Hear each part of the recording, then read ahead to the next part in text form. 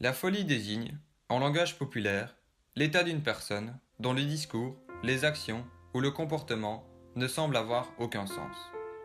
Elle peut être passagère ou perdurer. La folie, en termes psychiatriques, recouvre plusieurs réalités et des termes plus spécifiques sont utilisés par les spécialistes. Dans les sociétés premières, la folie présente souvent un caractère sacré. Le fou est celui que les dieux ont choisi. Il devient donc intouchable. Seulement, cette réalité fut vite remise en question, et très rapidement, une personne désignée fou passa d'un sentiment accepté socialement à un être dangereux et à exclure définitivement de la société. Robert Schumann est né le 8 juin 1810 à Zwickau. De nationalité allemande, il vit en compagnie de ses trois frères, son unique sœur et de ses parents. Rapidement, Robert se passionne pour la littérature, mais surtout pour la musique, qui deviendra plus tard son principal travail et son poumon de vie. À l'âge de 16 ans, Robert perd son unique sœur qui se suicide. 2 mois plus tard, atteint d'une maladie, son père perd la vie.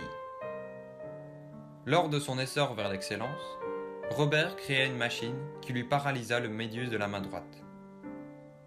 Aux environs de l'année 1854, Robert commence à entendre à répétition, et sans cause précise, la note La. Il a également plusieurs hallucinations auditives et visuelles. Le 26 février 1856, il demande de son propre gré son internement dans un hôpital psychiatrique, conscient de sa propre folie. Et ce n'est que le 29 juillet de la même année que Robert décède. Carlo Gesualdo, de son nom complet Don Carlo Gesualdo di Venosa, est un prince de Venosa, né le 8 mars 1566 aux environs de Naples.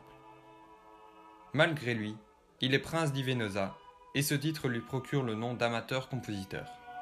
Car un prince n'est pas censé pratiquer la musique. Il a normalement d'autres occupations.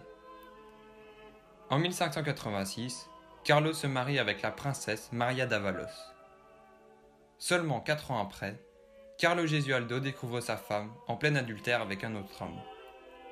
Il décide alors de tuer sa femme et de pendre l'amant en le laissant pourrir à la corde. Ce qui lui donne le nom de compositeur meurtrier.